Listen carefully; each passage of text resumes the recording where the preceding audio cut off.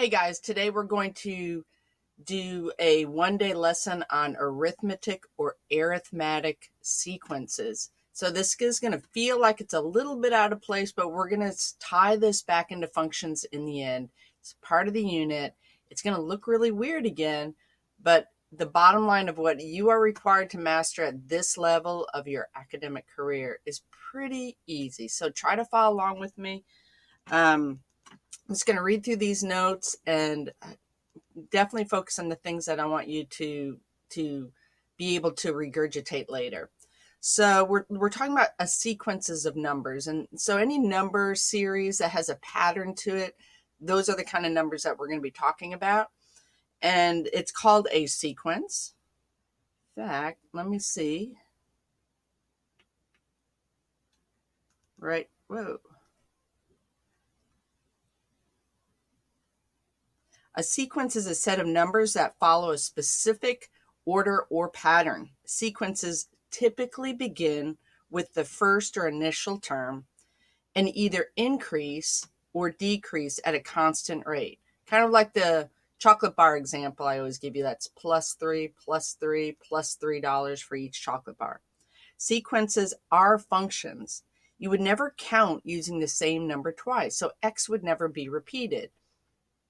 They can either be represented graphically as either a linear, a straight line, again, the chocolate bar, +3, +3, +3, +3, or exponentially. We will not be dealing with the exponential part of that, so just don't need to remember that, but it's just part of this definition. They do not start at the y-axis because when you count, you don't start at 0. For example, the chocolate bar situation. One chocolate bar, $3. So it's never going to start at 0. Therefore, you don't have a y-intercept. Okay, so here's some things that you want to focus on. Whoops.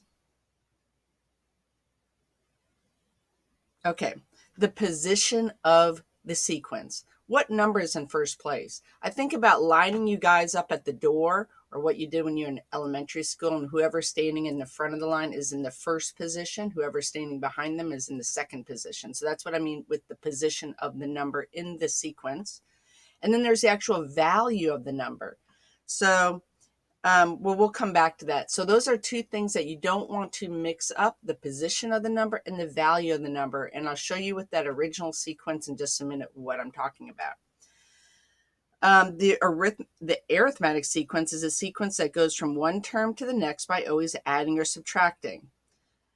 The constant, the thing that it's changing by, we call it the common difference. Now, I know when you think difference, you think subtraction, but a difference is just a difference between the two numbers. So if it's like 3, 6, 9, whether I'm going forward or backwards along that sequence, the difference between each number is 3.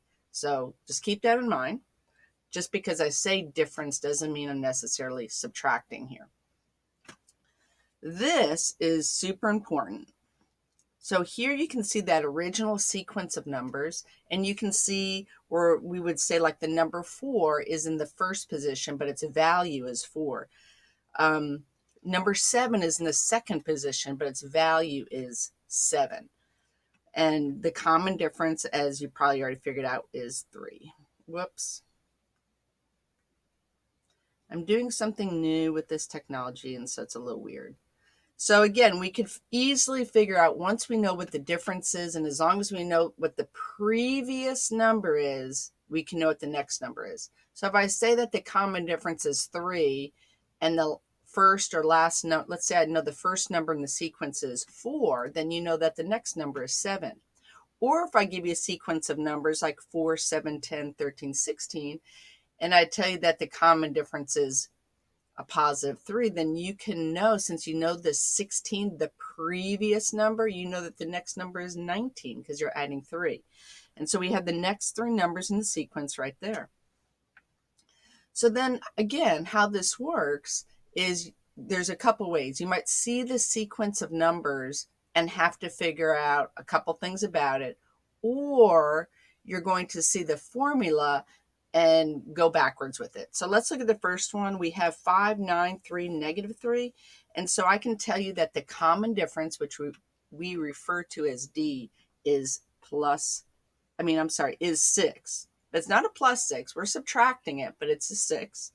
And so it's easy to figure out the next 4 terms in the sequence by just subtracting that 6 as we go along. The next one, you can tell that the common difference is 1.5. And because I know this term 14, I can tell you the next term and the term after that and the term after that. Okay. So we can create this special formula. And this is going to look kind of weird, but we're going to focus on 2 parts of it.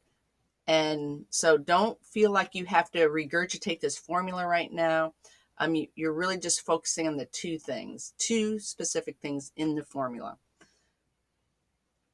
So it says a subscript n. This isn't like saying, like reading a function. It's not an exponent. That those dropped letters and expressions, those are subscripts.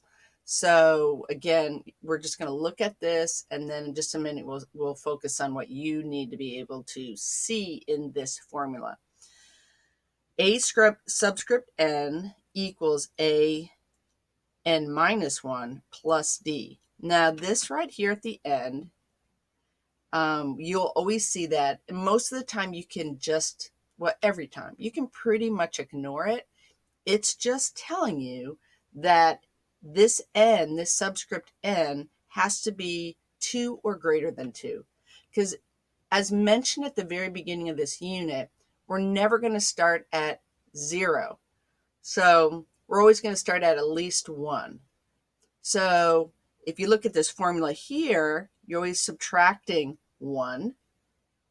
So 2 minus 1 is 1. If I start with the n being 1 and I subtract 1, I end up at 0. Now, if I just completely confused you with that, don't worry about it right now. I'm just trying to explain that notation at the end. And then again, you can kind of disregard most of that. Let's move forward. A sub n means the value of the next term. A sub n minus 1 is the previous term. Like I said, if we have something that's in position 1, we're going back 1. I can always know the next term if I know the previous term. Again, I can always know the next term if I know the previous term. That's where that minus 1 comes from. The first term of the sequence is often represented a subscript 1. Now that you want to remember. When you see a subscript 1, it's telling you the first position. That you need to remember. Use the recursive formula to find the first 5 terms of the sequence. This is what is referred to as the recursive formula right there. You'll never actually have to write it. You'll just have to understand 2 of the main points in it. So again, they give me the first term. You need to understand when you see that, they're telling you what the first term is. And then D, they're just telling you what you're adding or subtracting to that first term. So we can tell from this information to the left, we know that the first term is 7. And then I'm going to use this formula, which is plus the difference.